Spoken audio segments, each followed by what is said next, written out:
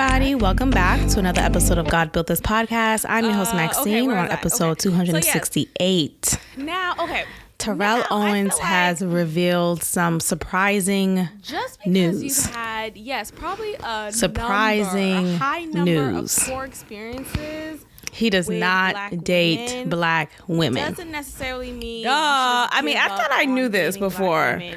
Something must have taken place before for me to have realized this experiences with black women way before he came out with this confession. I don't know. I think it was maybe he talked about it on his reality show that he had years ago that I watched on VH1. I'm trying to understand. I believe. Okay, I remember him having two black female friends. And I think they were trying to pair him with someone, particularly a black woman, and it just never worked out. But I want to cheers to myself. Let's bring it. It always comes back to me. It always comes back to me, and I'm cheersing to myself because I've evolved. I've evolved from the hatred that would stew in my stomach when I would hear or see black men praising or bad mouthing that black women in reference to why they are exclusively dating white women instead. Right? I think and I remember going to college and seeing so many black men suddenly having white girlfriends. And it was not something I was used to because growing up, I didn't experience interracial relationships in my vicinity. I mostly saw black men with black women with black men, right?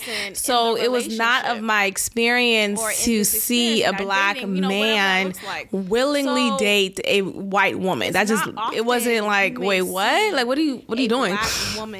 And I think oftentimes the media and certain songs will perpetuate this hatred for black women to carry whenever they do see a black man dating or choosing to be with a white woman instead. That's not where my Let's reference Waiting to Exhale, a classic, right? A classic. But I think if I were to watch that movie today in my early 30s age that I'm in, and with the lived experiences I've had and the new and developed perspectives that I've developed in recent years, I'm still looking forward to the next. I feel like certain scenes or certain dynamics I may not be as supportive as I was when I initially watched the movie. Let's reference the scene when Bernadine completely trashed her husband, soon-to-be ex-husband's closet after learning that he confessed to her that he's been having an affair. And he's leaving her for the woman he's having an affair with, and she so happens to be a white woman, right? So it was just like all of the like stereotypical hits that a black woman, society-wise, would feel so betrayed. That was exemplified in this movie. The narrative was to make sure that black women would feel irate whenever they see a black man with a white woman. And I'm not even talking about, a black man with a non-black woman. I'm talking about specifically a black man with a white woman. And I really think Waiting to Exhale started that for me. It started that narrative or just the mindset for me to feel that anger and feel that hatred for seeing that type of relationship relationship in real life. Like, maybe had I not ever seen that movie, maybe if I grew up in a diverse upbringing where I saw interracial relationships left and right, it wouldn't have bothered me or made me feel cringe when I witnessed it for the first time, because it wouldn't have been the first time had I experienced that in my upbringing. But anyway, since I did not, and I was already programmed, I would say I was programmed by the media, by movies like Waiting to Exhale and shows like Girlfriends, right? You have a lot of black shows or black movies that would make sure for the viewers and the audience to feel this rage against a black man daring and choosing to be with a white woman. That really is all that matters. And now, I think in general, of course, it is fair to say, that's totally fine. I just think, be with whoever you want to be with, right? Love who you love, and if the person so happens to be of a different ethnic background, ultimately, really, so be it, right? But it doesn't have to be in spite of I've been hurt by black another women. demographic. Meaning, if you are choosing to be with a white woman instead of a black woman, it doesn't have to be because the whole typical, black women, black women are mean or whatever. They're aggressive and all these all of the stereotypical tropes that is typically assigned to black women. Now, somebody that's attractive. I could say that, and I could say people have nuanced experiences, right? With Terrell Owens, he reveled why he has flocked towards white women. He revealed why white women has been his safe space. And I know it's odd to say that, right? Oh, black women should be your safe space. And I'm sure, yes, majority of the time, that is the case, right? I think the media makes us see it in one tainted view when that's not reality. Like, there are many black couples and black men who cherish white women. No, that's not what I was going with. But there are plenty of black men who cherish black women and desire them exclusively. All of that is true. I just think if we're not aware of how the media programs us to believe one narrative, then we only think that black men hate black women and black men only reveres white women. So Terrell Owens decided to share in his interview, or I think it was just like a conversation he was having with Ocho Cinco. And in this conversation, he is transparent and he reveals why he exclusively date white women. Now, I don't know if he's had...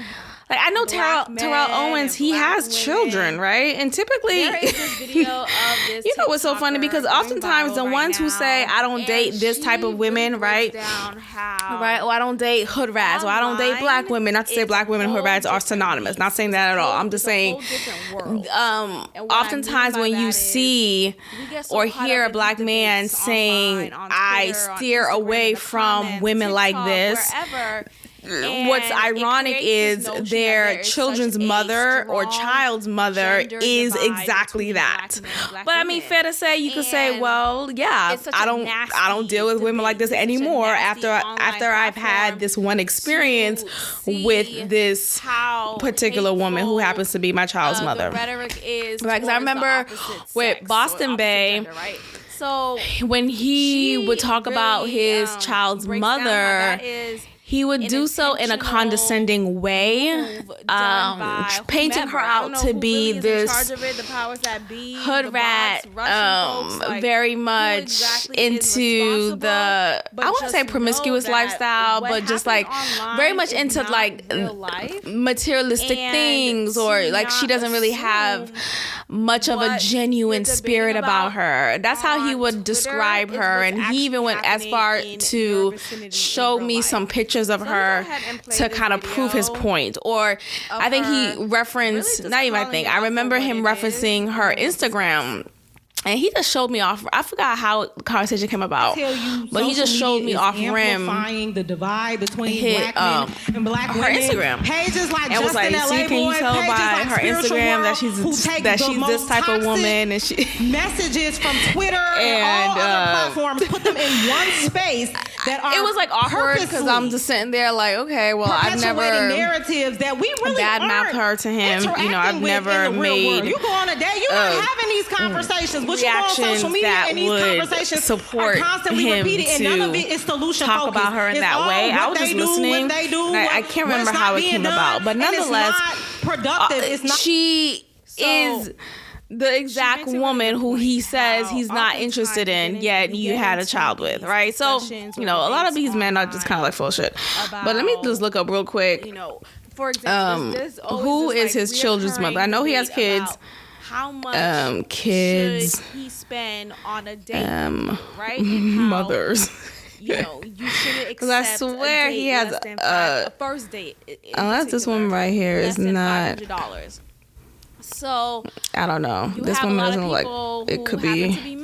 I'm looking at a picture of.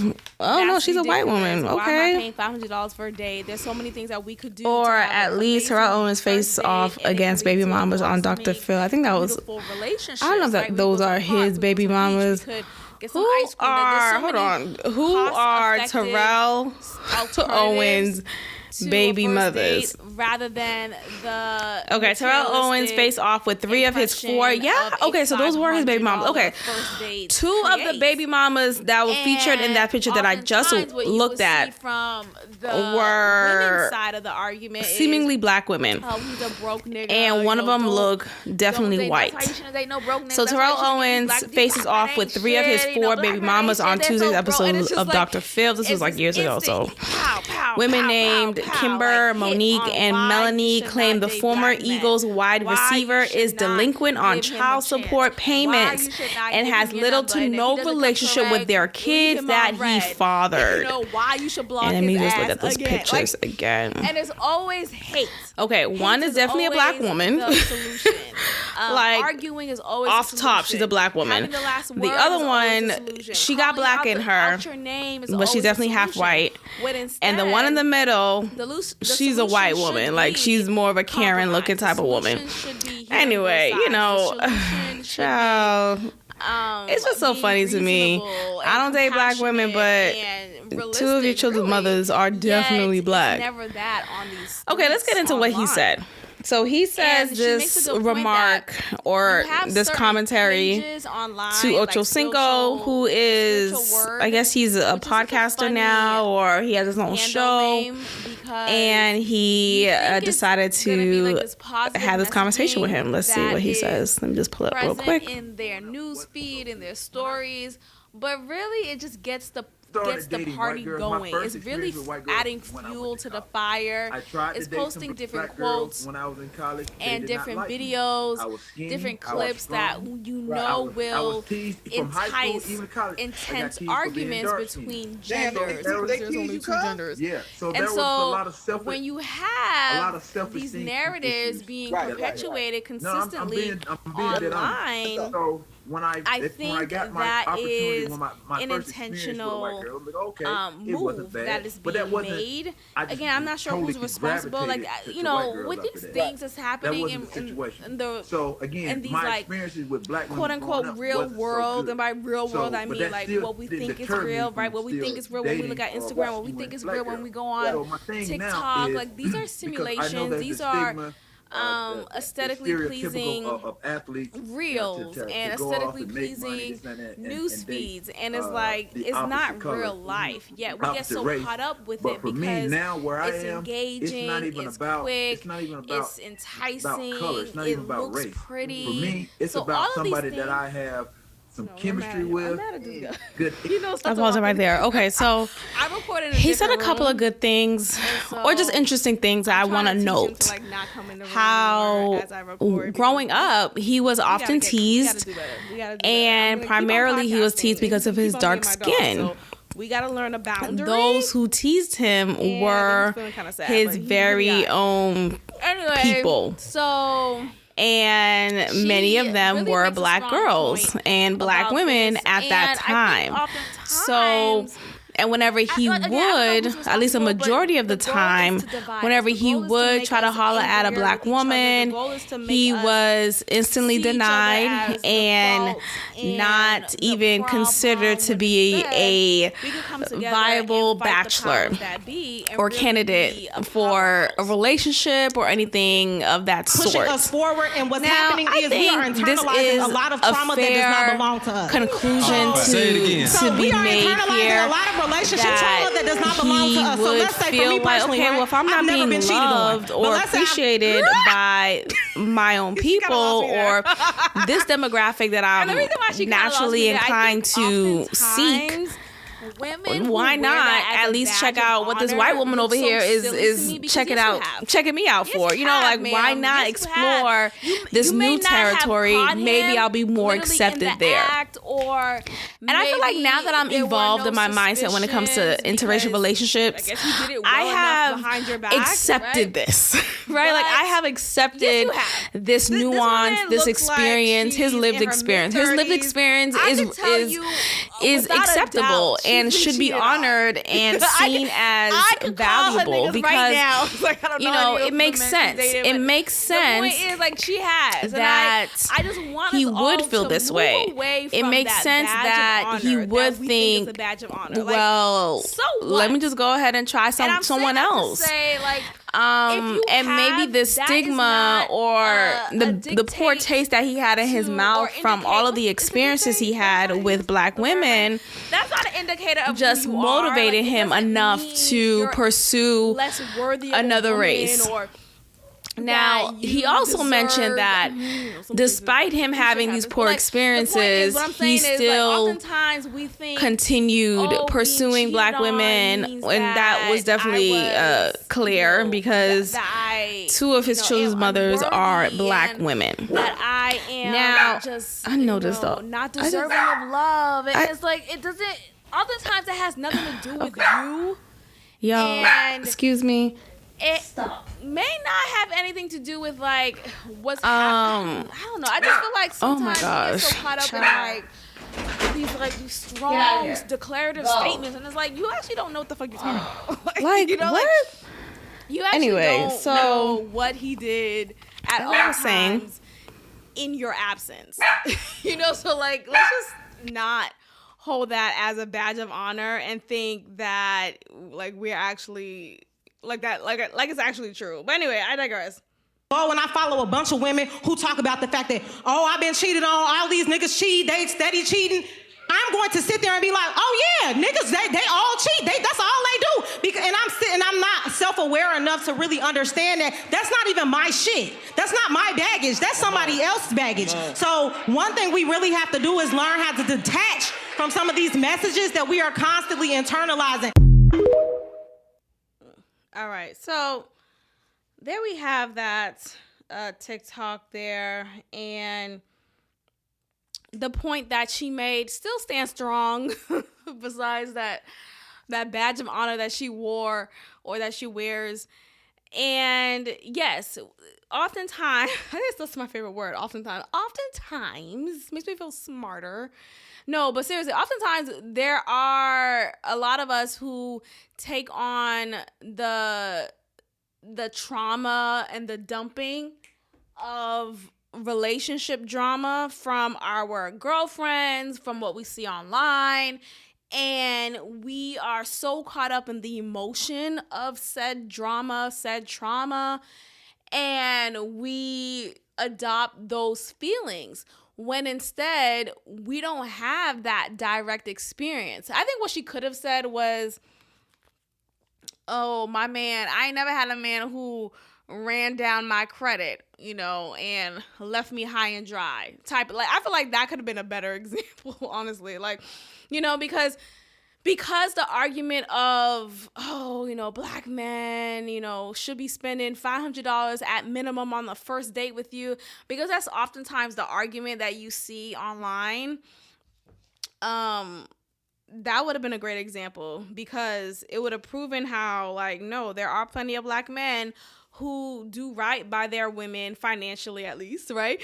And know how to handle their finances in a responsible manner, and you're not left feeling depleted and your credit score looking crazy and X, Y, and Z. So yes, I think ultimately when we think about gender divide, it's an illusion.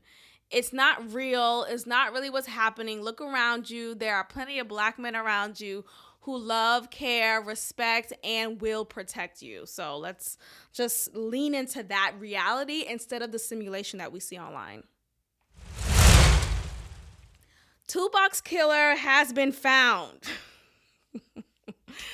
What? Okay. I love Tupac. I love looking at pictures of him. I love seeing clips of him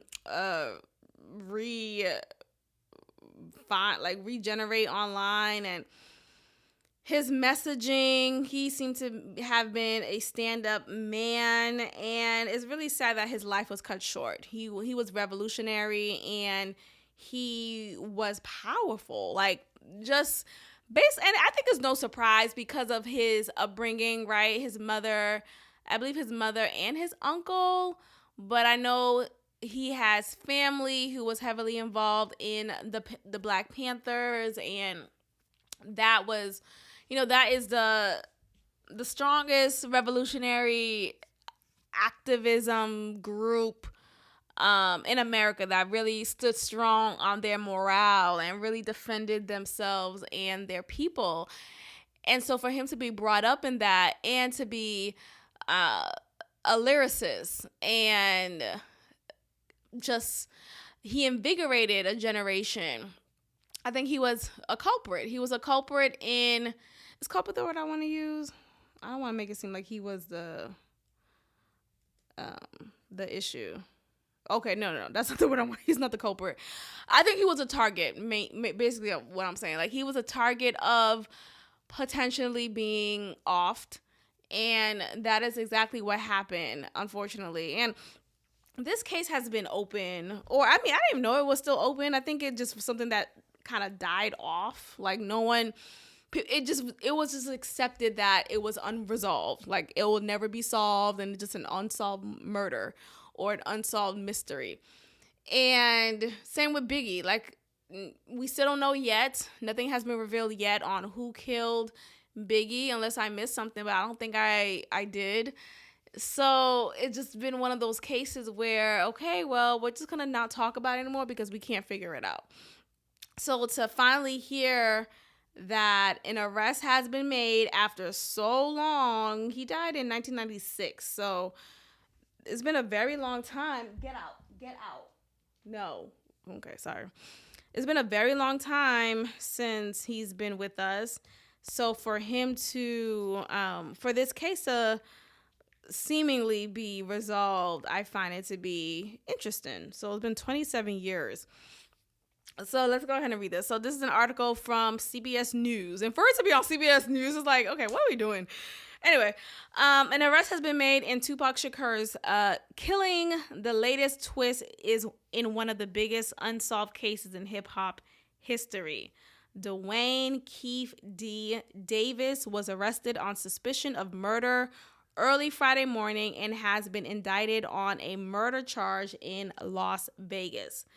The case returned to the spotlight in July when Nevada authorities served a search warrant in connection with the rap star's shooting. I feel like Nevada, Las Vegas has been pushed in the media so much lately that it makes me wonder what's going on. I don't know. Like, my mind just kind of goes there because I've been hearing a lot of Las Vegas, Nevada, a lot lately in the news, coming from hearing about Usher's residence in Vegas for the past year now, at least.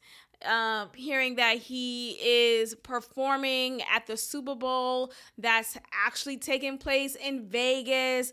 And now this news of the murder charge that took place in Vegas finally being resolved or solved now. It just makes me wonder, why is Vegas being continuously repeated in the news? I really just, I just wonder about that. Authorities on Friday arrested Davis, whose name has been linked with Shakur's death. He is the relative of a man who emerged as a suspect shortly after the rapper's killing. Shakur was gunned down while riding in a car on the Las Vegas Strip on September 7th, 1996. In July, authorities executed a warrant in the nearby city of Henderson at Davis's house. Child. Okay. Anderson denied involvement in Shakur's killing at the time and died 2 years later in an unrelated gang shooting in Compton, California. I want to get to the part where how did it finally come about for this man to be seen as the culprit? And I'm just, I don't know. I don't see it. I think it was always been a suspicion, and it finally came about. I mean, do I believe it? I don't know. My trust and confidence in the media has been shaky. So I don't find this to be like, oh my gosh, justice or whatever. It is what it is. If he really is the one responsible for his death, then okay, cool. Justice has been served. And if he's just taking the fall for someone else, then so be that, right? I have also heard that Suge said they got the wrong guy. He's not the one who did it.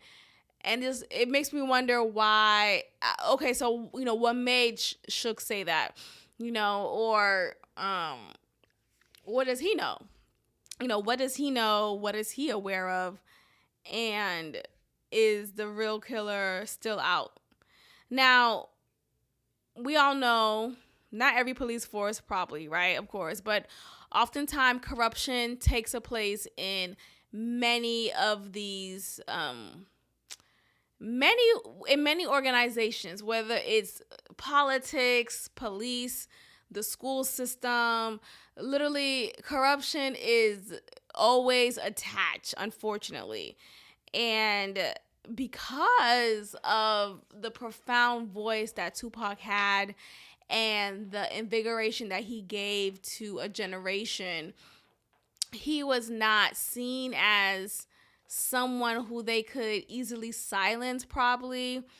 And, we've seen many videos, many interviews of Tupac really calling out the system, calling out the government for how they're doing the people, right? How they're like not really caring for citizens here, and the way that the system is set up is totally rigged, and there's no way to really come up because the rich gets richer and the poor gets poorer. And he has really been vocal. He had been very vocal about that, and I think because of just his profound voice and his connection and his revolutionary upbringing, he was a threat, unfortunately. So it could be plausible that the government had a way in making sure that this case was going to be unsolved for so many years, and that this person that they arrested currently may not be the one who is responsible for his killing, and something else could be going on, right? Like, there's always more to a story, and it's just very unfortunate because at the end of the day, a life was lost, and this life was, every life is precious, right? But like, this life was just so impactful to the Black community that it would have been amazing had he been around still, or at least been around much longer than he has, because he died at such a young age. I think he was just 25. Like, what? He didn't really get to evolve and inspire more people here on earth as he was living, had he lived longer. So it would have been a blessing to see him now, or maybe kind of hear what he thinks about the hip hop industry now, you know, like what would be his thoughts now, and with like the media and stuff like that. I feel like he would have definitely been on some, you know, don't trust TikTok type of stuff.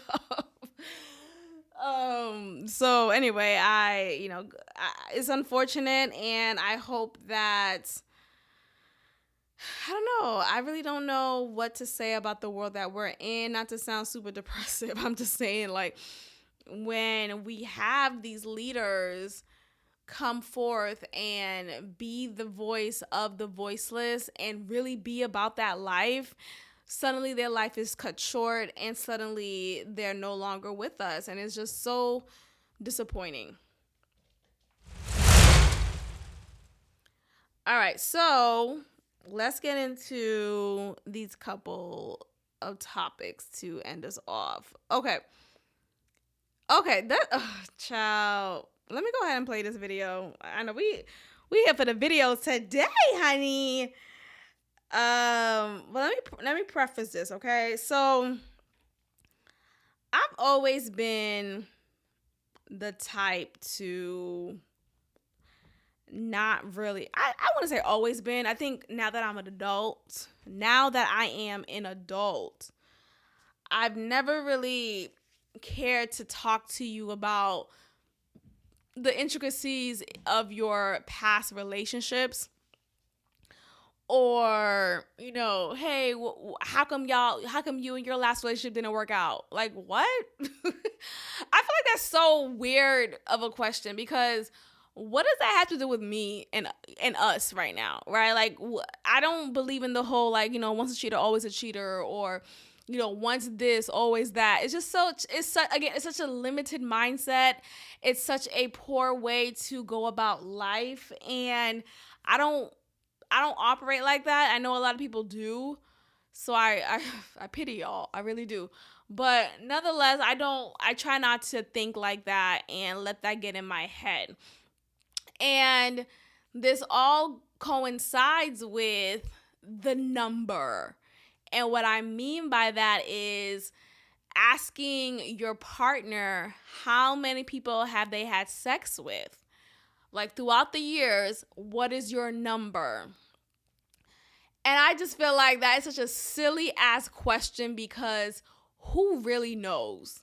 Right? Like, who really knows both ways? And what I mean by that is, like, even if the person gave you a number and said, 20 people, how do you know if said person, if your girlfriend or boyfriend is telling you the truth, right? There's no way to verify. Like, do you get a mark on your body every time you've had sex to like, there's no way to verify that, right? So there's that. And then the person who's answering that question, how do you really know? Honestly, there was a time, like, when I was, like, in my purity stage, right, when I was obsessed about, I gotta wait until marriage, and I was, like, very conditioned into thinking that was the way to go. Seriously. I counted. I had a count. I would count, okay, this is guy number 8, or this is guy number 7, right? And I think since I've deconditioned my mindset when it comes to sex, I don't know. I would really have to take a moment and really write down, because there's been some experiences I've had, I don't remember the name of the person. I'm dead ass. Shout out to Beyonce. And I hope no one's judging me. I mean, whatever. You'll judge me. But, like, I'm being transparent here, because this is just really true. Like, we've had experiences as adults where it's like, and I'm not saying I don't know because I was blacked out drunk or like I was raped or, you know, like it was something crazy. It was so long ago that I don't know. Like, I don't know the person's name anymore. I don't know how many people, I don't know my total. And then the whole, oh, well, can you give it a range? I'm not doing that either, because what the fuck? For what? For what? What does that do? You know, like, I'm not giving you a range because that's so silly. And then I'm going to be down in this, like, downward spiral mentally thinking about, damn, did I have sex with him? What's that guy's name? Or did we go all the way? I don't, like, it's just so silly to me. Anyway, let's get into this, okay? So Brittany Renner, you guys know her as, I don't know, I guess she's a professional thought, meaning she purposely seeks out high baller men to get in a relationship with, and she did end up trapping, by trapping I mean having a baby with a high baller man who is much younger than her, and she claimed at the time she really was in love with him and really wanted to make it work, and it's like, no, y'all didn't, because as soon as she had that baby, I want to say 2 months later, it was over, right? She got what she needed, and there's a group of women out there who would seek purposely men of a particular bracket, of a particular employment, knowing that said man have X amount of money and could provide them with the luxurious lifestyle that they're interested in. So they see those men, they're out on the hunt for them, and they do their best to get pregnant by them. So because getting pregnant by them is cash flow. Oh, I could have his baby and I'll be good forever. I don't have to worry about getting a 9 to 5. I don't have to worry about working anymore. I could just lay up, and yes, I'm a mother now and I have a kid. I got to take care of my kid, but like, not really though, right? Like, that's really the mindset. And Brittany Renner, she won. She got her man. Well, they're not together anymore, but she got her man for that time being to get the baby that she wanted, to secure that cash flow and that lifestyle that she wanted. I mean, she won in that sense. Now, is her soul right? Right? Like, is she someone who's happy when she goes to bed? I don't know her, right? I don't know personally, but she won in that sense. So let's go ahead and get into this topic and discuss. Any day now. All right. There was a video that I did in my car where I was talking about how I had sex with, was it 3 men in a day? Yes. And then I ended up getting a yeast infection. Yes. I came out pretty unscathed for just a yeast infection. Right. Considering what I could have gotten. Right. But did you think I think about the ramifications of telling people that I had sex with multiple men. Yes, I don't care. It's the truth. If you don't see me as a potential dating person, then great. One less heart to break. Leave me alone, and I'm going to continue to live my truth. But you do understand, Brittany, that's hard for a man. Look, like you said, public versus private. Now, if you and I having a conversation, and you're sitting here, we have a conversation, and you say, well, Shannon, I slept with this many men. Okay, that's one thing. That's between you and I.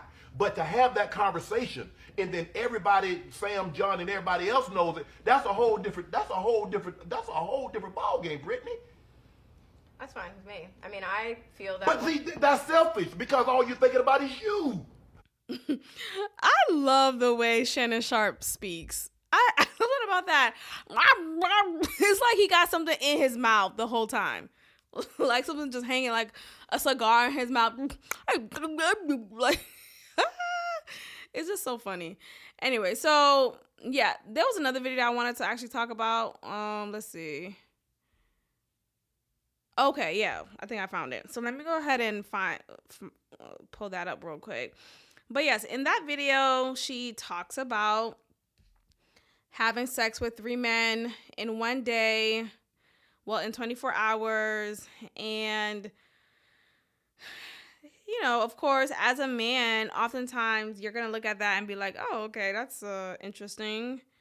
If you're of that same mindset, like, of being a bit judgy about it. Now, I think you also have to understand people of this different industry are quick to have more sexual experiences, I think, or is about that life. So I think that is also a factor we have to consider. I mean, that's what it is. Like, she's a grown woman. She's actually my age. I think she's a year older or a year younger. But we're fairly around the same age. And she's lived life, honey. Like, honestly. She's lived. And the main difference is her access, right? And I'm just saying, like, if you have access, you're a beautiful woman who's have access to the upper echelon type of men, fine men, in an abundance. I mean, shit happens. It is what it is. Like, I'm not here to judge. I'm really not. Now, I do appreciate her saying, like, look, I stand in it, right? Like, it is what it is. Like, people are going to judge you regardless. People are going to judge you regardless, and that's just a personal problem that has nothing to do with you. Nothing to do with you. And what you could do is continue to live in your truth. Like, no one can hold that against you, or, hey, no one can hold that against you or make you feel stupid or whatever, because you are comfortable in your experiences and who you are, and that's really all that matters. So I commend her. I commend her for standing in that. Let's get into this other video. So I think for a while, I only had. Sorry if that's too loud. All right. So you said your count is 35? Mm-hmm. Okay. How do you feel about that number? It's kind of like annoying because at least half of my list I only had with one time. Oh, okay. So, but I still have to wear those. Yeah, you know what I mean? It still happened, but I think that's the only thing that's annoying is that that's my number, and I can't even have on a regular basis. It's usually quarterly, like that's kind of been my schedule, unless I'm in a relationship or, talking to someone, that pre-commitment phase, which has not been anything recently. It sucks. So over. Okay, I don't know what's going on with that stupid background music. That sounds so dumb. Like, is this a sad moment? I think they're trying to paint this narrative or something. They're trying to paint something that she's like sad about that. I don't know if that's what she was trying to do herself, but she said something that was a little interesting to me, that she, out of the 35 partners she's had, she only had sex one time. What does that mean? What are you talking about? So if I'm understanding that correctly, does that mean she's only had penetrative sex one time out of the 35 partners she's had, and the 34 partners she's had, they just hit her from the back, or she just sucked them off? Like, I don't know. I didn't expect for that to happen. I'm kind of thrown off with that, so whatever. But anyway, people are judging her for the number of partners she says she's had and calling her all types of names, and I just feel like we have to let go of this puritanistic mindset when it comes to being an adult and exploring your sexual experiences. I think, whatever floats your boat is what floats your boat. And I don't know, I just don't really care. I feel like as long as it doesn't interfere with what we currently have going on, then we're good.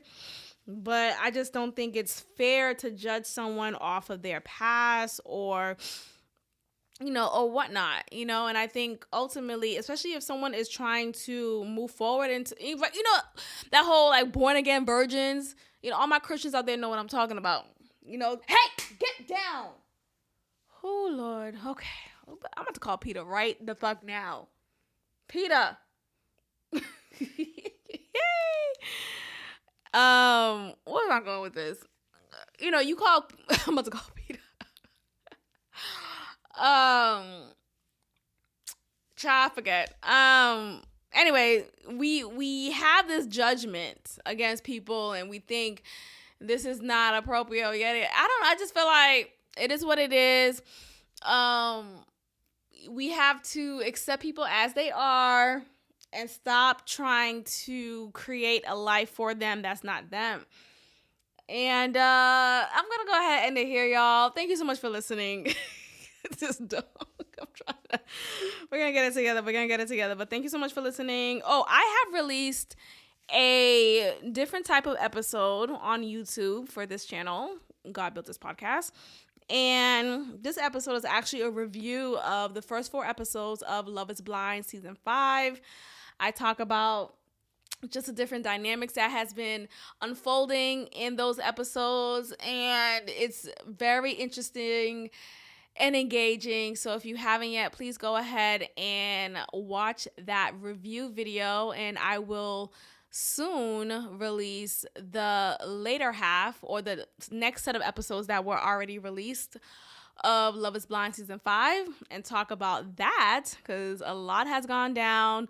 Lydia's crazy, Uche's crazy, Aaliyah's a weirdo for even trying to get back with Uche, and there's a lot going on. So go ahead and check out my review video on YouTube, God Built This Podcast. Make sure you are subscribed, tell a friend to tell a friend, and I will check in with you all next time. Peace. Thank you for tuning in to another episode of God Built This Podcast with your host, Maxine. If you liked it, leave a review, share, and subscribe. God bless.